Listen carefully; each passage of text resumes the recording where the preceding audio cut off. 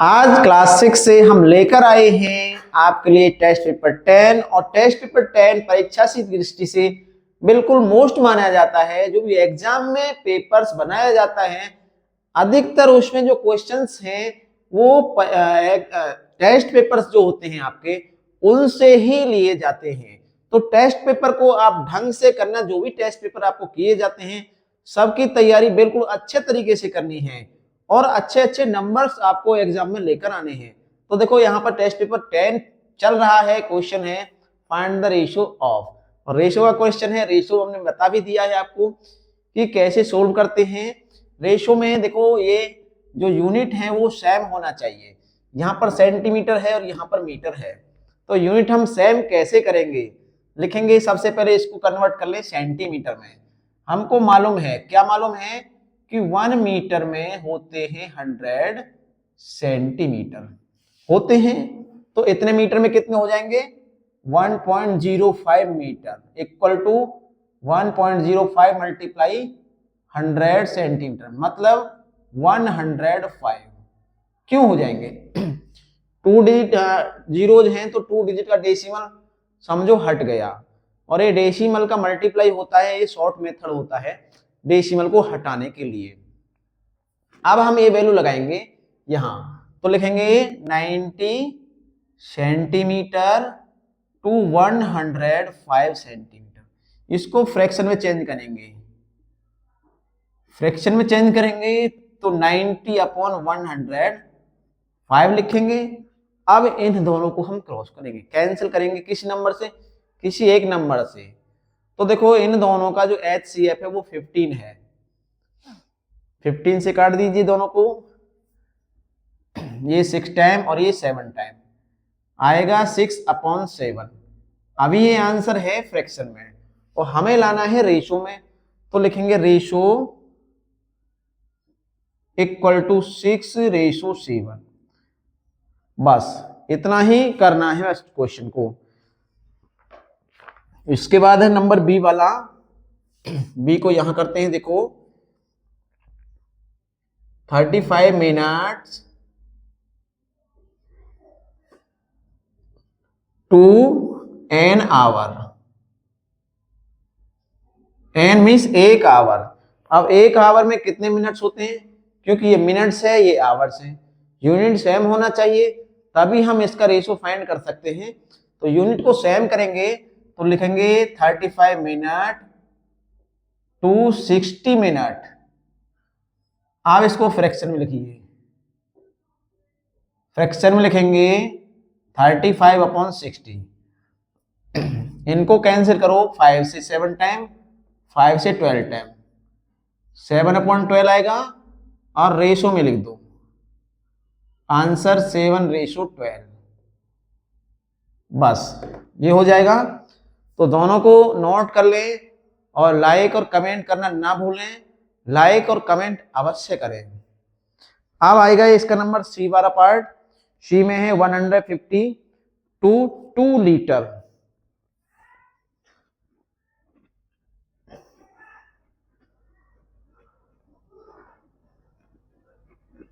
Number C में 150 millilitre to 2 litre. अब ये ml है, देखो ये ml तो है। अब 2 लीटर को मिलीलीटर में चेंज करना है, तो 2 लीटर में कितने मिलीलीटर होते हैं, पहले तो 1 में पता करेंगे कितने होते हैं। 1 मिलीलीटर में 1 लीटर में होते हैं 1000 मिलीलीटर। तो 2 लीटर में सीधी सीधी बात है 2000 हो जाएंगे, तो यहां आ जाएगा सीधा सीधा 2000 ml। अब इनको फ्रैक्शन बनाइए, फ्रैक्शन में 150/2000, एक जीरो से जीरो कैंसिल हो गई, 5 से इसको कैंसिल कर देंगे क्योंकि 5 का डिवाइड दोनों में ही जाता है 5, तो 5 से 3 टाइम और 5 4 20 40 टाइम, 3/40 यहां पर आंसर निकल कर आया है। इसको रेशो में करें, लिखेंगे रेशो इज इक्वल टू 3:40। अब नेक्स्ट है इसका नंबर डी वाला। डी में करना है 2 डोजन 2A स्कोर।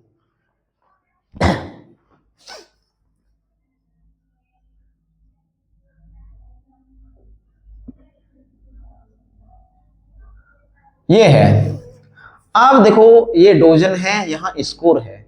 तो डोजन स्कोर आपने कभी पढ़े नहीं, मतलब डोजन तो पढ़े हैं। डोजन में क्वांटिटी होती है 12, 1 डोजन में 12 क्वांटिटी होती हैं।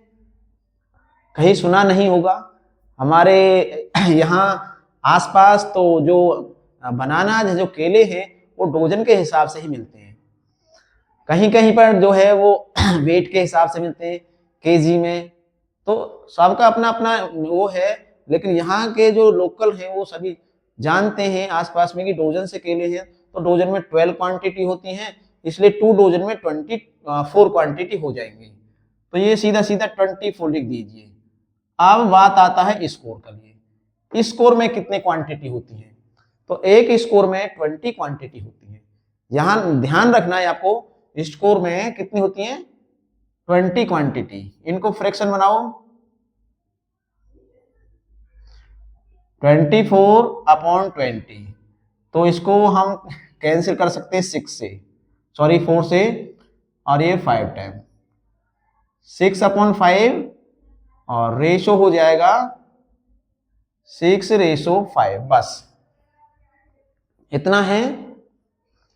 क्वेश्चन फर्स्ट कंप्लीट है। क्वेश्चन सेकंड की तरफ चलें।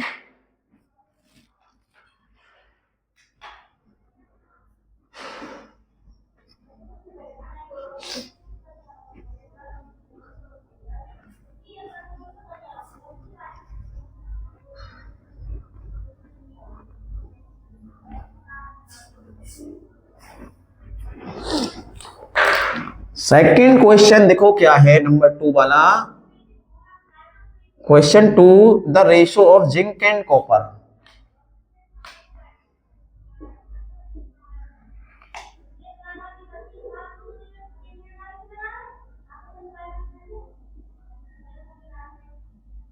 Zinc and copper in an alloy.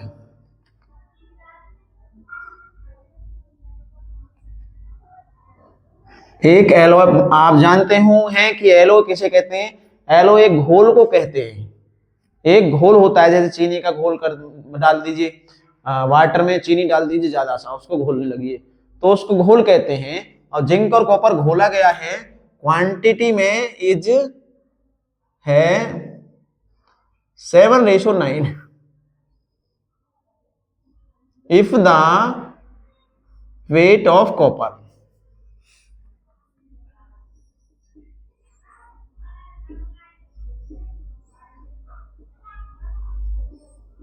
in the alloy is 12.6 kg,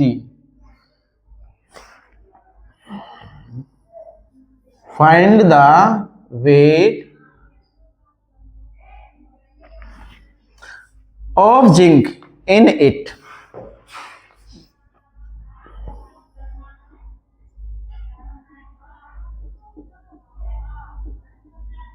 देखो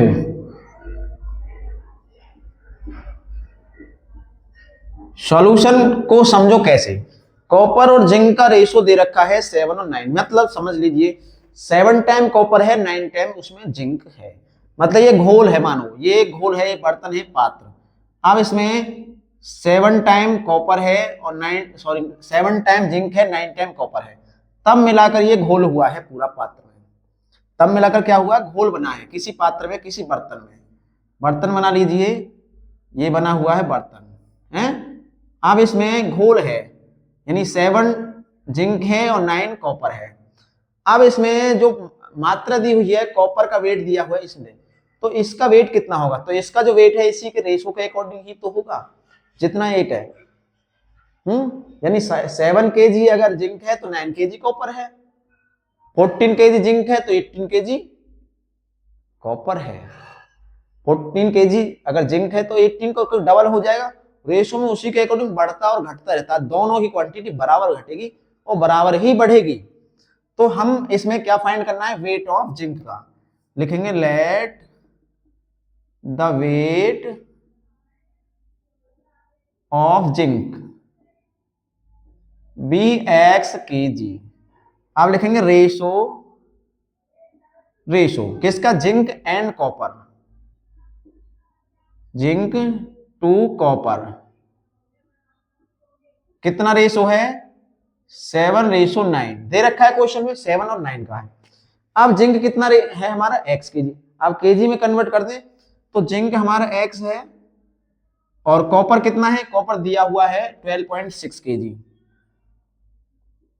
दोनों का यहां बन गया रेशो, और ये रेशो इस रेशो के बिल्कुल इक्वल रहेगा। क्या रहेगा, बिल्कुल इक्वल, 7:9। तो ये क्वेश्चन सोल्व किए हैं लास्ट एक्सरसाइज में। अंदर अंदर मल्टीप्लाई, बाहर बाहर मल्टीप्लाई हम कर सकते हैं।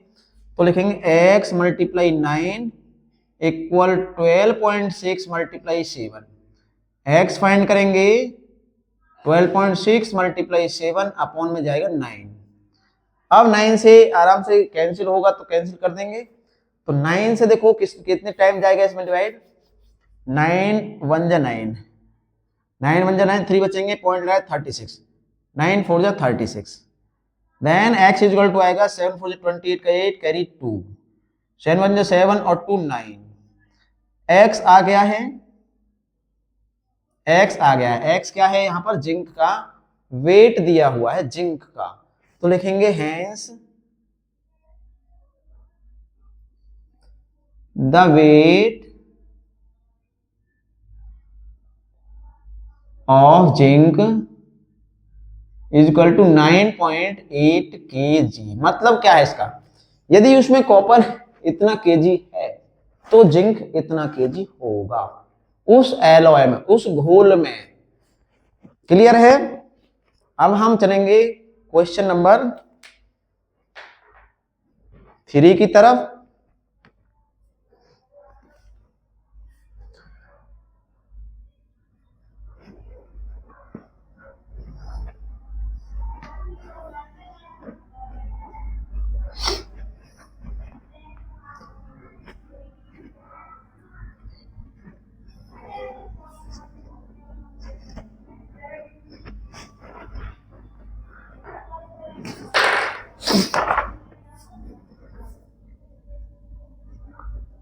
Question 3,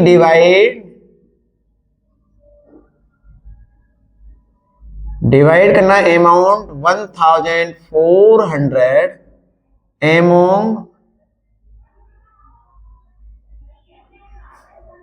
A, B and C in the ratio, और रेशो है इनका 2 को 3 और 5 का। तो तीनों में बांटना है, कुछ हमें अमाउंट 3 जगह देना है, और अमाउंट को बांटना है इकट्ठे अमाउंट को, 3 रेशो में बांटना हो, 2 में बांटना हो, तो उस क्वेश्चन को हम सम ऑफ रेशो का जो फॉर्मूला है हमारे पास उसके अकॉर्डिंग हम कर देंगे, उसका यूज करके करेंगे सम ऑफ रेशो वाला। और यदि सम ऑफ रेशो से ना करना चाहो तो x लगाकर भी हम कर सकते हैं, क्योंकि हमें अमाउंट को पार्टीशन करना है, 1400 रुपए को बांटना है, एक के हिस्से में जाए 2 गुने, एक के में 3 गुने, एक के जगह 5 गुने, मतलब है इस क्वेश्चन का ये वाला। तो सॉल्यूशन में देखो लिखेंगे, सॉल्यूशन में लिखेंगे सम ऑफ रेशो, मतलब क्या है, सम मानी रेशो को प्लस कर दो, और ये प्लस होके आएगा 10 आ गया। अब अमाउंट ऑफ ए निकालेंगे, 1400 में 10 पार्ट करके इसको डबल दे देंगे, इसको ट्रिपल दे देंगे, इसको 5 टाइम दे देंगे, तो हमारे अमाउंट निकल कर आ जाएंगे। Amount of A, amount of A, तो ए का अमाउंट इसमें से पार्टीशन करेंगे, और कितने पार्ट करने हैं, हम इसमें 10 करने हैं। जब 10 पार्ट करने हैं तो ए के हिस्से में कितने जाएंगे, वो 2 टाइम जाएंगे, तो 2 का मल्टीप्लाई कर देंगे, क्योंकि ए का रेशो 2 है, 0 से 0, तो ये आ जाएगा 14 14 टू 28, 280 ए का पार्टीशन हुआ। ऐसे ही बी का निकालेंगे, इसमें भी लिखेंगे अमाउंट ऑफ बी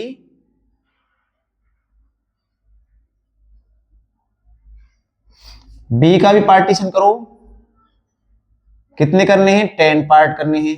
अब बी के हिस्से में कितने टाइम जाएंगे, वो 3 टाइम जाएंगे, बी में 3 टाइम जाएंगे, 3 दे दीजिए इसको, 0 से 0 काटो, इतना आ गया। अब अमाउंट ऑफ सी निकालो, अमाउंट ऑफ सी जब निकालेंगे तो सी में कितने जाएंगे, सी में 10 पार्ट कर दो और सी में जाएंगे 5 टाइम, दिया हुआ है 0 से 0, ये जाएंगे 700। तीनों का आ चुका है, नोट कर लें एक बार। और ऐसे क्वेश्चन काफी मैंने कराए भी हैं जो सम ऑफ रेशो पर डिपेंड करते हैं। ऐसे question, question number 4,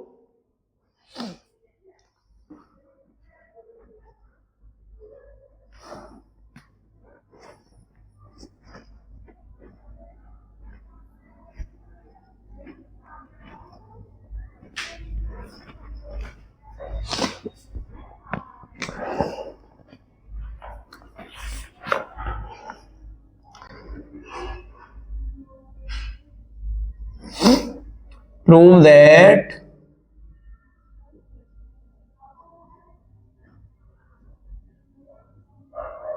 five ratio six greater है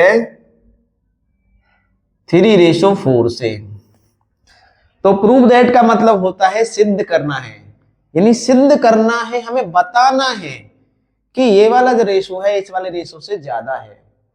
तो कंपेयर करना है, सीधी बात ये है इन दोनों में। सॉल्यूशन करते हैं या प्रूफ करते हैं, प्रूफ करेंगे कैसे, लिखेंगे 5:6 एंड 3:4, ये हो गई। जब कंपेयर करेंगे तो मैंने आपको बताया था प्रोडक्ट ऑफ मीन्स और प्रोडक्ट ऑफ एक्सट्रीमीन्स, यानी अंदर अंदर वाले वैल्यू के प्रोडक्ट निकालेंगे और बाहर बाहर वालों का प्रोडक्ट निकालेंगे, वो दोनों प्रोडक्ट इक्वल या ग्रेटर या लेस आना चाहिए, या फिर क्रॉस मल्टीप्लाई सबसे अच्छा बेटर रहेगा। क्रॉस मल्टीप्लाई से आराम से पता चल जाता है कौन सा ग्रेटर है कौन सा लेस है। तो इसको हम फ्रैक्शन बना लें 5/6, इसको भी बना लें 3/4, बना लिया है। फ्रैक्शन इजी रहेगा, इसमें फ्रैक्शन इजी रहेगा, क्रॉस मल्टीप्लाई करके हम आराम से चला सकते हैं, क्योंकि फ्रैक्शन का चैप्टर आपने पढ़ा भी है और कंपेयर भी किए हैं वहां पर questions, greater than less than जिसमें पूछा था।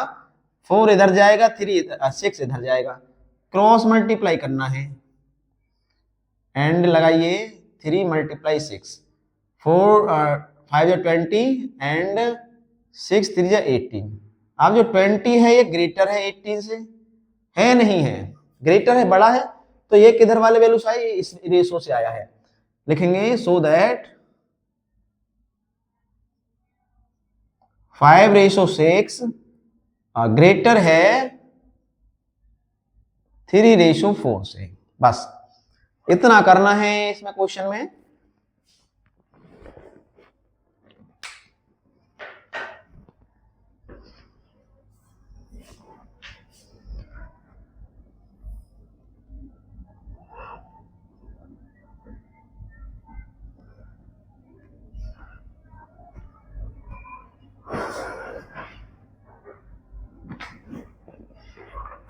Question number 5,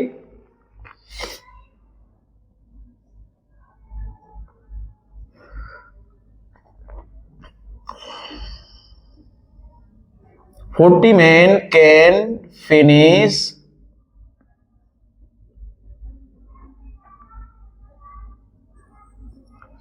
a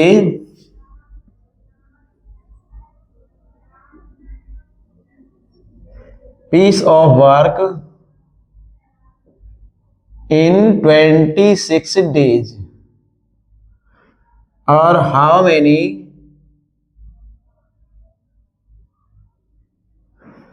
many men will be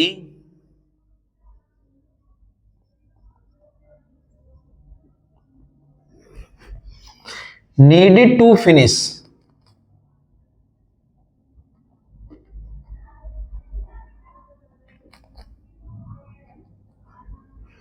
it in 16 days. शायद ये क्वेश्चन जो पहले भी आ चुका है मेरे हिसाब से, और वो ये क्वेश्चन मैंने आपको कराया था एरो वैल्यू मेथड से। तो एरो मेथड इजी रहता है, उसमें पता कर सकते हैं आराम से कि वैल्यू ज्यादा आएगी या लेस आएगी उससे। तो हमें फाइंड करना है मेंस, यानी हाउ मेनी मेंस, यानी कितने मैन लगेंगे जो वही वर्क 16 डेज में पूरा हो जाए। तो लिखेंगे सॉल्यूशन में let the man, number of man लिख दो, number of man to finish a work in 16 days be x. यानी वो जो आदमी थे जो 16 दिन में वर्क को कंप्लीट कर रहे थे, फिनिश मतलब पूरा कर रहे थे 16 दिन में, वो एक्स है। कॉलम 2 बनाने हैं मैन का एंड डे का, तो लिखेंगे मैन और यहां डेज लिख दीजिए। सबसे पहले हमारे पास 41 थे और डेज हैं 26, फिर मेंस एक्स है, डेज है 16।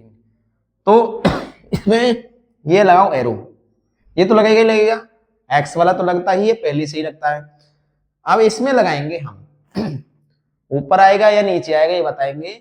देखो जब 26 डेज में 40 मेंस कंप्लीट करते थे उस वर्क को, यदि वही वर्क 16 डेज में कंप्लीट कराना हो, 40 से ज्यादा लगेंगे कम लगेंगे, सोच के बताना, थोड़ा सा सोचना है क्वेश्चन में। इस क्वेश्चन में लॉजिक लगाना है कि एक कोई हमें वर्क कराना है और वो वर्क जो 40 मैन यानी 40 आदमी 26 दिन में पूरा कर देते हैं, और वही वर्क हमें 16 दिन में कंप्लीट कराना हो तो 40 से कम लगेंगे ज्यादा लगेंगे?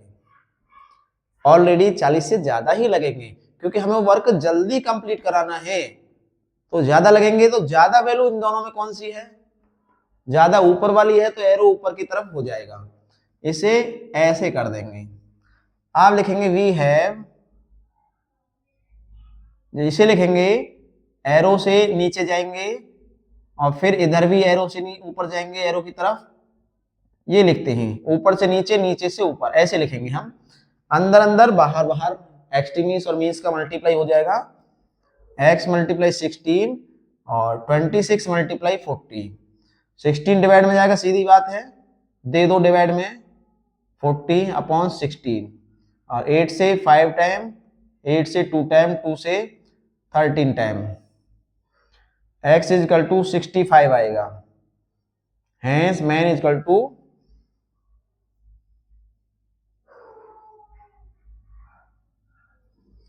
Number of man is equal to 65। 65 जो वर्कर्स हैं, मैंस हैं, उसको 16 डेज में कंप्लीट कर देंगे।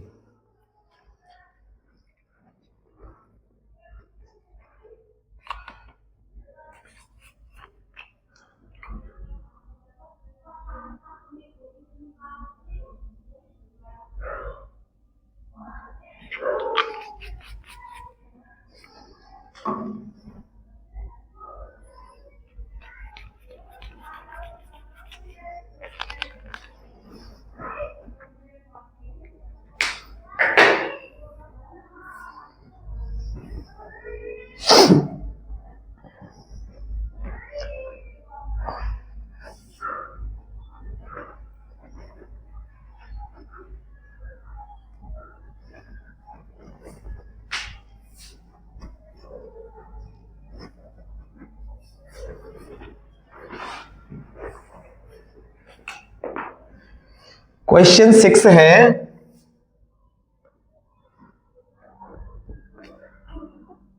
इन an army camp there were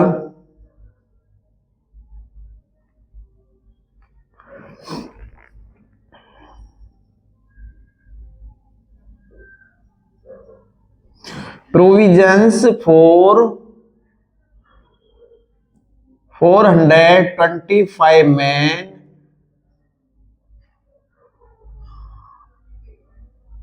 for 30 days.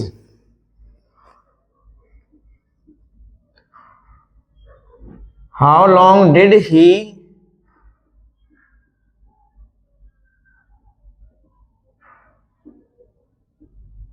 did the provision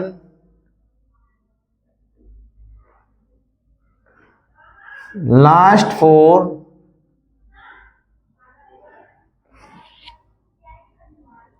375 men? Question को एक बार समझ लीजिए, समझ लेंगे तो और अच्छा आसानी से समझ में आएगा जब सॉल्यूशन यहां पर होगा। लिखा क्या है क्वेश्चन में, यही समझना है बस। उसके बाद सॉल्यूशन तो देखो हो ही जाएगा, सॉल्यूशन हो ही जाएगा, समझ लीजिए। यानी कि एक आर्मी कैंप है और उस आर्मी कैंप में 425 मैन है, आदमी है, जो किसी प्रोविजन मतलब खाद्य पदार्थों तक खाने का सामान, उस सामान को कितने दिन चलाते हैं? 30 दिन चला लेते हैं। कितने आदमी हैं? 425 आदमी, 30 दिन चलाते हैं। और यदि उसी कैंप में कितने वर्ग आदमी हो, कितने मैन हो, यानी ये हो 375 मैन हो, तो वो जो सामान है, वो खाद्य पदार्थ सामग्री, वो कितने दिन चलेगी? कितने दिन चलेगी? देखो कम हो गए हैं मैन, तो ज्यादा दिन आना चाहिए आंसर। दिमाग लगा लीजिए थोड़ा सा, क्योंकि जब आदमी की संख्या कम है तो 30 से ज्यादा आंसर आना चाहिए, ज्यादा आना चाहिए ना, क्योंकि आदमी कम है, कम खाएंगे तो ज्यादा दिन भोजन चलेगा।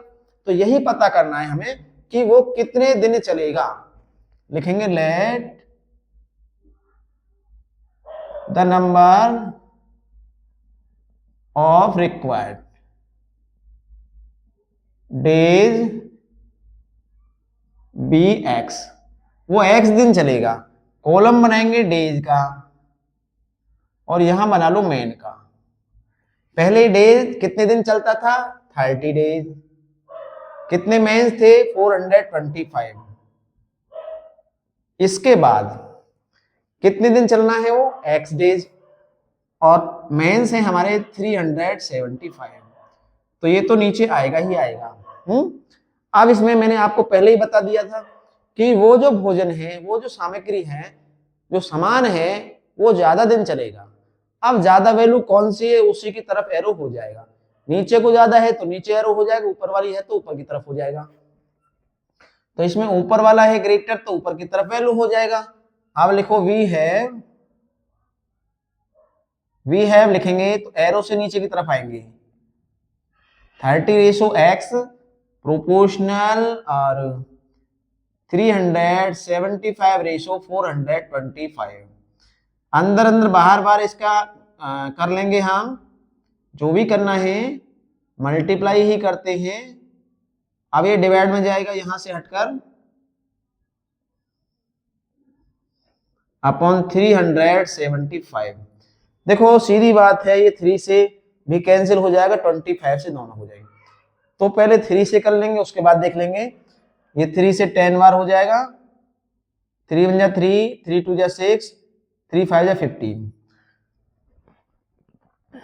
फिर 5 से कर दीजिए 2 टाइम, चलो, और 5 से 25 टाइम। यहां कर लेंगे इसका सोल्यूशन। 425 मल्टीप्लाई 2 अपॉन 25, इतना आया है। और 25 से इसे काट दीजिए, एक बार काट दीजिए, 2 बार काट दीजिए, 5 5 करके।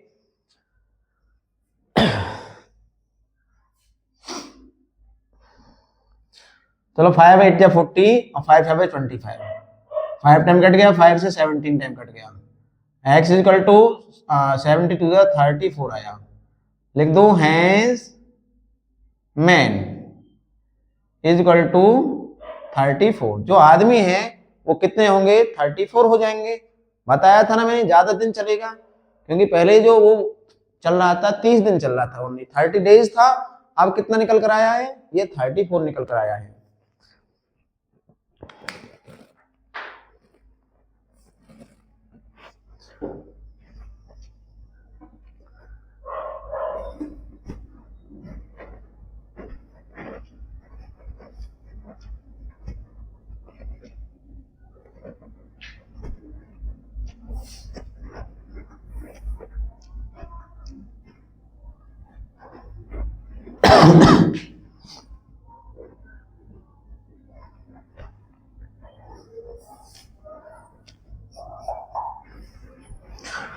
अब देखो क्वेश्चन नंबर 7 है, find the value of x है। तो 7 का करेंगे solution, find the value of x when, क्या दिया है 36:x, प्रोपोर्शनल x और रेशो 16, डबल x है इसमें, डबल x है।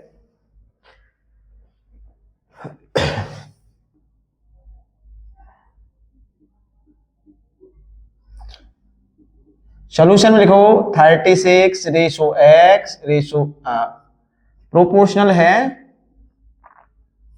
x और ये 16, अंदर अंदर बाहर बाहर मल्टीप्लाई हो जाएगी, x मल्टीप्लाई x 36 मल्टीप्लाई 16, ये x स्क्वायर हो जाएगा। जब x में x का मल्टीप्लाई करेंगे तो वो स्क्वायर हो जाएगा, सीधी बात है। अब ये इधर मल्टीप्लाई नहीं कीजिए, क्यों? क्योंकि हम इसका फैक्टर करेंगे, मल्टीप्लाई करोगे फिर से फैक्टर करने पड़ जाएंगे, तो मल्टीप्लाई ना करोगे तो इजी रहेगा, हम बाद में फैक्टर कर देंगे। मल्टीप्लाई नहीं करना, x से स्क्वायर हटाएंगे तो इधर स्क्वायर रूट बनेगा और स्क्वायर रूट फाइंड करेंगे अब हम इनका, यानी 36 के फैक्टर करिए, 2 से करेंगे 18, 2 से करेंगे इसमें 9, अब 3 से जाएगा इसमें 3 और 3 से जाएगा 1, तो फैक्टर निकल कर आए 2 मल्टीप्लाई 2 मल्टीप्लाई 3 मल्टीप्लाई 3। ऐसे ही जो 16 है इसके भी हम फैक्टर करेंगे, और करो फैक्टर 16 के, 2 से जाएगा 8 टाइम 16 में, फिर से इसमें 2 से दे दो 4 टाइम, फिर 4 में 2 से दे दो 2, और 2 से देंगे तो इसमें 1 निकल कर आएगा। अब ये फैक्टर भी हम यहाँ पर लगा देंगे, इंक्लूड कर देंगे 2 मल्टीप्लाई 2 मल्टीप्लाई 2 मल्टीप्लाई 2। अब ये जबकि स्क्वायर रूट बना हुआ है तो 2 पेयर का हम एक पेयर बनाएंगे जो सेम है 2 नंबर्स का एक पेयर बनाएंगे और वो पेयर हम बाहर खींचेंगे, तो एक 2 का ये बन गया, देखो इसकी जगह 2 आ गया, मल्टीप्लाई इसका भी एक बन गया, ये भी आ गया, इसका एक बन गया, ये भी आ गया, सॉरी ये 2 है 2, और एक इसका बन गया, ये भी आ गया, तो ये x आ जाएगा 2 3 6, 6 2 12 और 12 2 24, 24x का आंसर आएगा।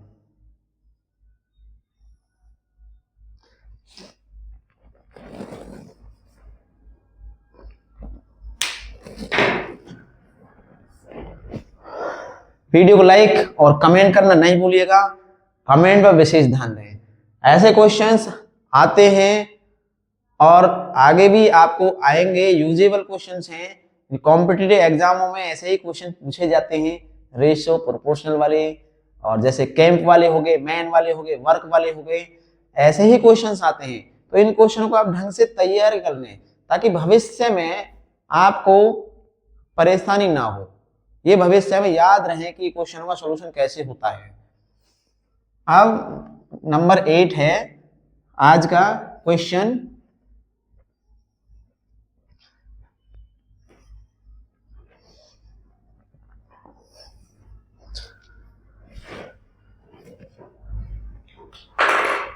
और 8 नंबर में है सो दैट, अच्छा 8 है सो दैट, क्या शो करना है 48, 60, 75 are in continued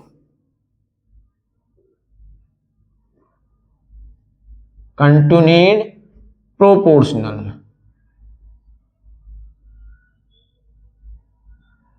continuous proportional, continuous में है या नहीं है, शो करते हैं। देखो ये यहाँ पर 3 नंबर से ही है, ओनली 3 है और प्रोपोर्शनल में होने चाहिए 4 नंबर, 4 होने चाहिए ना, तो 4 बनाएंगे, कैसे लिखेंगे, सॉल्यूशन 4 नंबर्स बना लीजिए, लिखेंगे वी हैव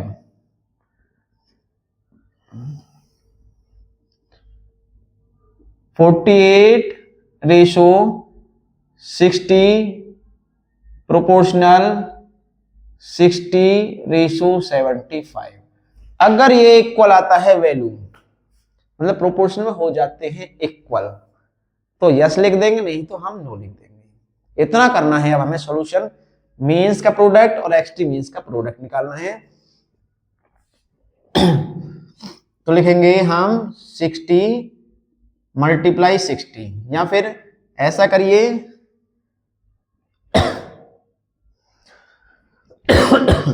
क्या करें बताओ, कमेंट में बताइए कैसे करें, फ्रैक्शन से करें या फिर एक्सट्री मीन्स और मीन्स के प्रोडक्ट से करें, आप बता दो। दो तरीके हैं मेरे पास करने के, मीन्स और एक्सट्री मीन्स और या फिर प्रोडक्ट।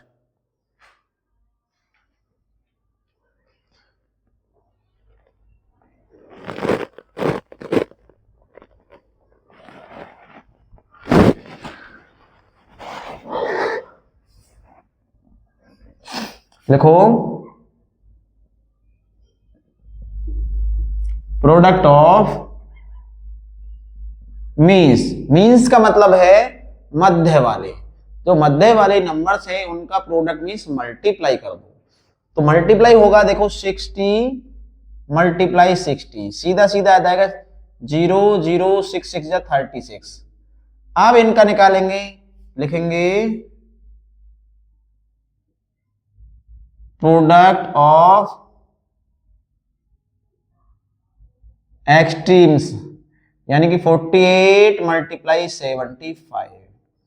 इसका मल्टीप्लाई कर दो, देखो यहां करते हैं हम 75 में 48 से 8 5 या 40 0 कैरी 4 8 7 56 और 4 60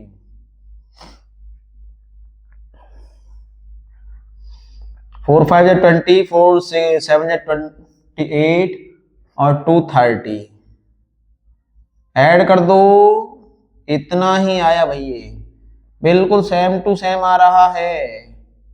जब सेम टू सेम है आंसर तो ये क्या हो जाएंगे, ये हो जाएंगे कंटिन्यूड प्रोपोर्शनल। लिखेंगे हेयर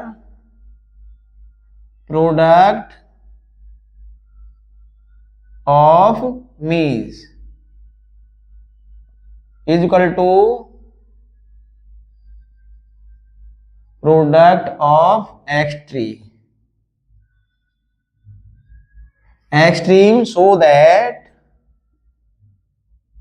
that 48, 60, 75 are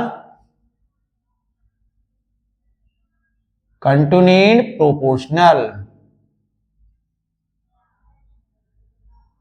ये हो जाएंगे कंटिन्यूड प्रोपोर्शनल में। तो ऐसे ही करने हैं, क्वेश्चंस इजी हुए, कोई क्वेश्चन जो है हार्ड नहीं है, बताया है आपको सभी क्वेश्चन को आराम से और ढंग से बताया है। और आप एक बार रिवीजन करने इस चैप्टर का पूरे का, मतलब जो 10 चैप्टर है इसका एक बार रिवीजन मार दें बस।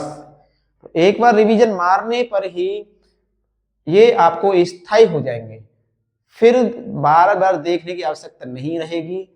और रिवीजन इस तरह करेंगे, बिल्कुल आराम आराम स्लो मोशन में क्वेश्चन को सोल्व करते जाएंगे और उसको समझते भी जाएंगे।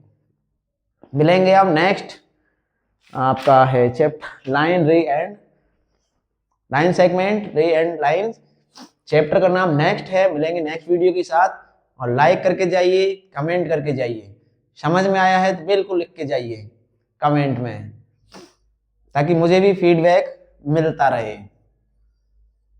मिलेंगे नेक्स्ट डे, सभी को गुड बाय।